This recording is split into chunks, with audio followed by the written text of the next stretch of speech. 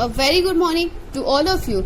Today I am here to discuss the second chapter of your SST syllabus, that is about India.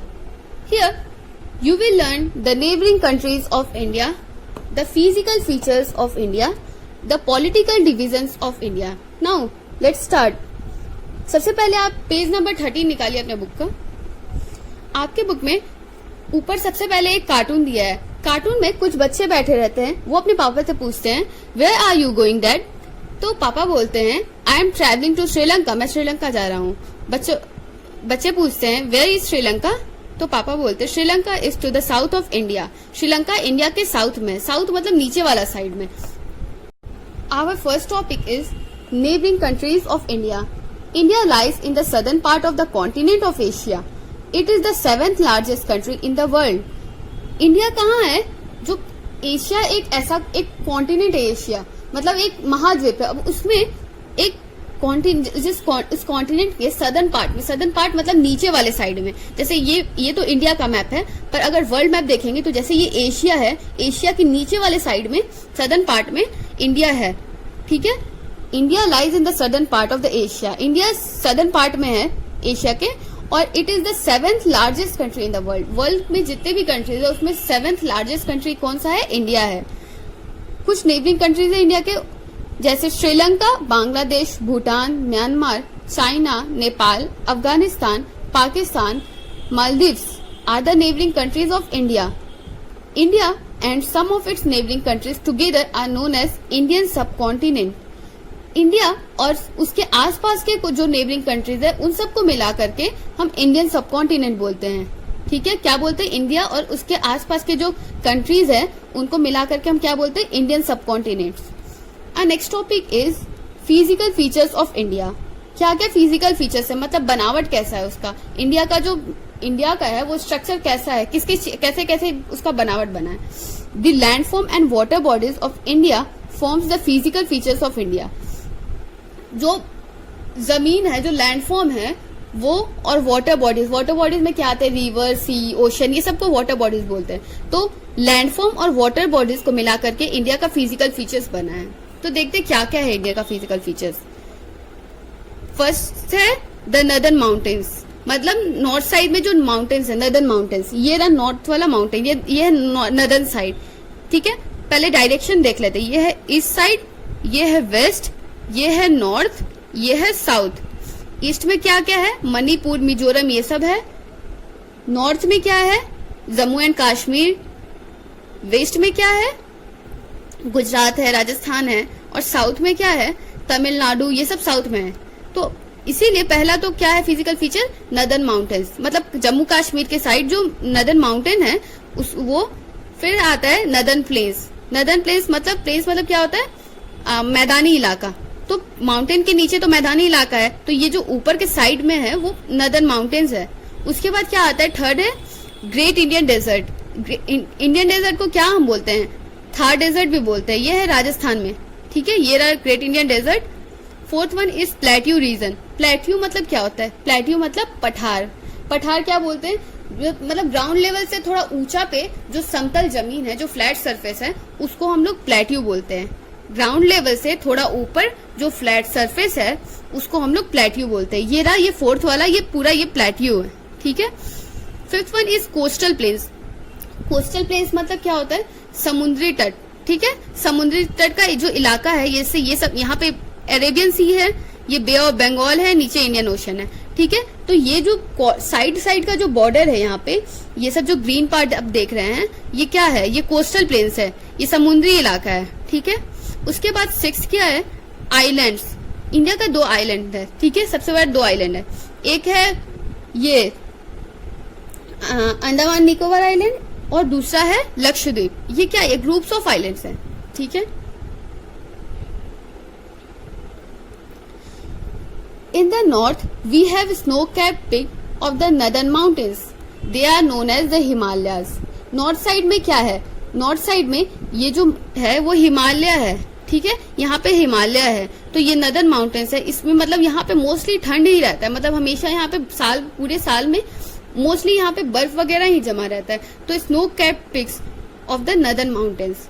They are known as Himalayas. यहाँ पे हिमालय है, यहाँ पे हिमालय है। This mountains run from the north west to the north east of India. North west कौन सा side है? ये रहा नॉर्थ वेस्ट और ये रहा नॉर्थ ईस्ट, ठीक है। ये रहा ईस्ट, ये रहा नॉर्थ, तो ये हुआ मिला के हुआ ये बीच का side north west, north east, और इस साइड का हुआ नॉर्थ वेस्ट, ठीक है। तो जो माउंटेन्स है वो कहाँ से है? ये नॉर्थ वेस्ट से लेकर के माउंटेन्स नॉर्थ ईस्ट तक जाते हैं। तो ये एक तरीके से आर्क का फॉर्मेशन करते हैं। आर्क क्या होता है? जैसे सर्कल में साइड का जो वो होता है, उसमें अगर आप बीच से कट कर दो तो वो साइड वाला जो वो होता है, बाउंड्री होता है, वो आर्क बन जाता है। तो वैसे ही ये ऐसे आर्क बना देता है, ठीक है। तो they protect us from the extreme cold winds that blow from the central Asia. जैसा हमने पढ़ा था कि ये इंडिया कहाँ है? एशिया के साउथ में है, ठीक है। तो जो सेंट्रल एशिया है, मतलब जो बीच में, एशिया का जो बीच में, जो वहां पे तो ठंड हवा, ठंडा जो हवा चलता होगा, वो इंडिया में नहीं आ पाता। क्यों? क्योंकि ये जो आगे हिमालयस वगैरह है वो हम लोग को प्रोटेक्ट करता है। वो जो ठंडी हवा चलती है, वो जो कोल्ड विंड्स चलते हैं, उनको वो वहां पे रोक देता है, वो उससे आगे आने नहीं देता है, जिसकी वजह से यहाँ पे ज्यादा ठंड नहीं पड़ती। The vast flatlands to the south of Himalayas are called northern plains. जो हिमालय के साउथ में, साउथ नीचे वाले साइड को बोलते हैं, तो हिमालय के साउथ में, हिमालय के जो नीचे में जो एरिया है, ये जो लाइट ग्रीन कलर का जो एरिया है, ये क्या है? इन्हें नदर्न प्लेन्स है। This plains have rich fertile soil brought down by the river Ganga, Indus, Brahmaputra and their tributaries. तो ये जो यहाँ पे मोस्ट फर्टाइल लैंड होता है, यहाँ पे सबसे ज्यादा फर्टाइल, क्यों ये फर्टाइल लैंड है? क्योंकि जो हिमालयस वगैरह से जो भी रिवर्स वगैरह निकलते हैं, सब यहीं से तो फ्लो करते हैं। जब इन सब की वजह से ये जो एरिया है ये ज्यादा फर्टाइल हो जाता है। ट्रिब्यूटरीज मतलब क्या होगा? ट्रिब्यूटरीज मतलब जैसे मेन रिवर होता है, मेन रिवर से जो छोटा छोटा और भी रिवर टूट कर निकलता है, जैसे वो डाइवर्ट होता जाता है, कुछ इस साइड कोई एक रिवर बन गया, इस साइड एक कोई रिवर बन गया, वो सब जो छोटे छोटे रिवर्स होते हैं उनको ट्रिब्यूटरीज बोलते हैं। In the west part of India lies the great Indian desert. West part में, इंडिया के वेस्ट पार्ट में क्या है? Great Indian desert, Thar desert. It is also known as Thar desert. This is hot, dry and sandy area. ये तो एकदम गर्म सूखा जमीन, मतलब थार डेजर्ट मतलब वो तो मैदान, वो पूरा बालू वगैरह ही है, वहां पे तो पूरा सूखा सूखा रहता है, पूरा ड्राई सैंडी एरिया है। Very few plants like cactus, date palm grow in the Thar desert. वहाँ पानी की कमी होती है, वहाँ ज्यादा बालू वगैरह ही होता है, तो वहाँ दूसरे प्लांट्स ज्यादा नहीं लगते, वहाँ पे बस कैक्टस, डेट पाम, इस तरह के ही प्लांट्स लग सकते हैं। The southern part of the plateau region is the vast table land known as the Deccan plateau. जो इंडिया का सदर्न पार्ट है, सदर्न पार्ट कौन सा? ये जो इंडिया का सदर्न पार्ट है उसको हम लोग क्या बोलते हैं? ये जो रीजन है इसको हम लोग डेक्कन प्लेट्यू बोलते हैं। इंडिया का जो सदर्न पार्ट है, जो प्लेट्यू रीजन है, ये सदर्न पार्ट का, उसको हम लोग क्या बोलते हैं? Deccan plateau. On the western and eastern side of the Deccan plateau are the coastal plains. ये जो देखो, ये जो डार्क ग्रीन है, ये तो डेक्कन प्लेट्यू है, तो इसका जो ये वेस्ट साइड और ये ईस्ट साइड, ये सब तो कोस्टल इलाका है। यहाँ पे ये तो पूरा ये सी रखा हुआ है, यहाँ पे बे ऑफ बंगाल है, यहाँ इंडियन ओशन है, यहाँ अरेबियन सी है, तो ये तो पूरा कोस्टल एरिया है। तो वेस्टर्न पार्ट और ईस्टर्न पार्ट दोनों डेक्कन प्लेट्यू का क्या है? कोस्टल प्लेन्स है। The Deccan Plateau is bordered by the mountain ranges on the eastern and western sides.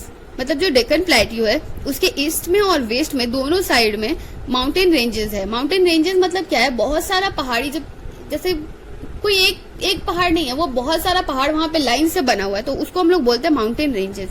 तो वो वहां पे माउंटेन रेंजेस है ईस्टर्न और वेस्टर्न साइड में डेक्कन प्लेट्यू के।